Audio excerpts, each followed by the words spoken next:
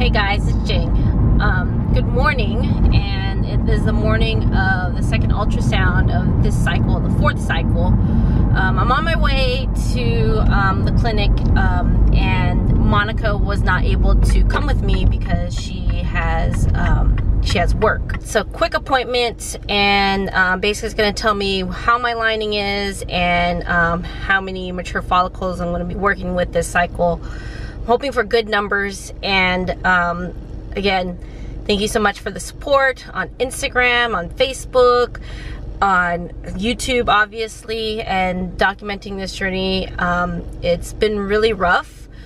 So right now, like, the thoughts are going through my head. I'm more relaxed this cycle. It's the fourth time, but I still got some nervousness in me because of what has happened with the cyst and just the emotion, and you know, we are going through this again. And as all those TTCers out there that are going through fertility treatments must know, like, even if you take a lot of meds, like, the emotions, like, so much, like, a million times more intense when you go through it. And just that waiting period, and you know, we're gonna start our 2-week wait soon. And if you follow me on Instagram, you guys probably just found out that my uncle has passed away. Hearing him passing brought a lot of emotion back of when my father passed away. So I'm kind of a little uneasy. It almost is kind of taking the stress off of, you know, TTC, which is good. It's a bittersweet type feeling, and I just don't know how to explain it. We're gonna be seeing a lot of my family and going through the mourning process, and then me going through this process of trying to have a baby.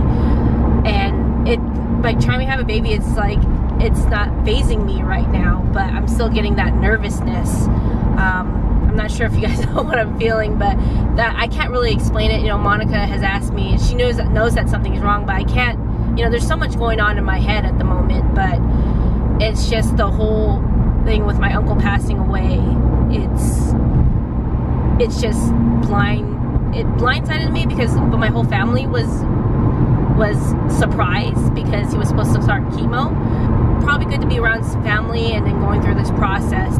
It's a different feeling this time. I'm hoping for a positive outcome. Part of the mourning process for our family as Filipinos, we have to do the rosary for so many days straight. So yesterday was the very first night.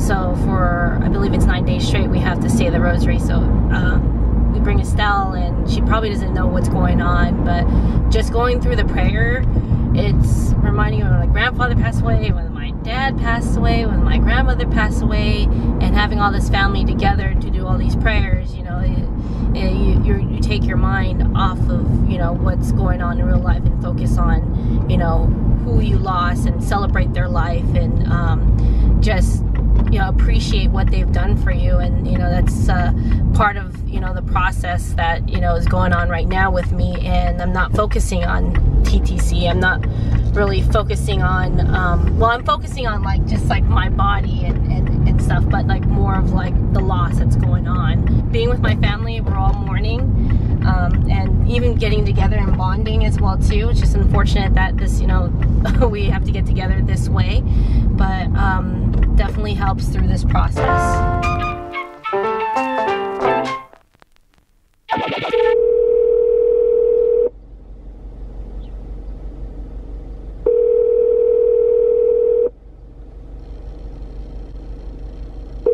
Calling Monica. She's not answering. You have reached the voicemail box of 9. Now, since that's all over now, got my scan, everything's good, and got my Insem time. While I was waiting, I was actually reading this book. If you follow me on Instagram, you know that I've been reading it. It's all about egg quality and how that's a major factor of, you know, trying to conceive, and studies and just numbers of how you could help improve that. It's actually a really good book. There's a lot of numbers involved and a lot of studies involved, so it gives you more concrete evidence of why it would work, even with stuff that won't work that you think is going to work with trying to conceive. So check it out if you can. Monica actually got it recommended on a Facebook group on which she is part of a TTC group on Facebook. So numbers are in. Lining is 8.77, the best I've ever seen. And then I only have one good big follicle at 25 millimeters. Crazy. That is the biggest I've ever seen. One good follicle. Last couple times have been just 2, but the doctor says all we need is 1, obviously. At every cycle that progresses the numbers gets bigger. So hopefully that is a good thing. I know it's good. It feels like a good thing. So I'm just really glad to get on this cycle. And then Insem will be Friday, July 14th at 11:30. So we inject tonight at 11:30 at night. God, that's past my bedtime. It's 11:30 and I'm sleepy. To this side, because the other side was the one that I bruised you on. Where's PJ? Sleeping. Yeah, you didn't ask her to help. You don't trust me?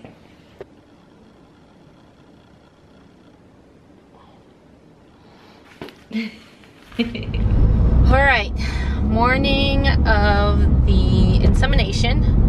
I am actually going on my lunch break from work to do so. I feel that even if I did go home and rest, that will keep my mind on it. So the last couple of cycles I've been just going to work, if it ends up being on a work day.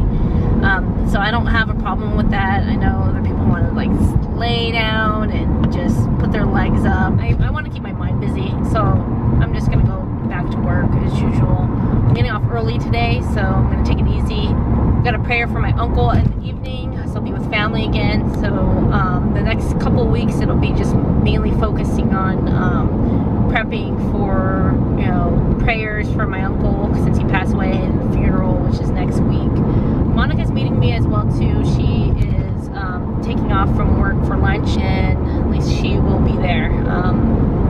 The injection went fine, even though it was like I was half awake or half asleep, and I felt a lot of pinching this morning and some cramping. So hopefully the egg's there for the sperm to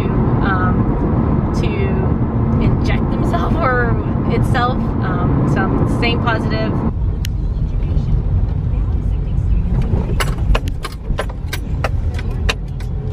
You ready to do this? Do it. You ready to get on there? Lunch breaks. What? Make babies on lunch breaks. I know. Going in positive. All in our work clothes. That's how we do this.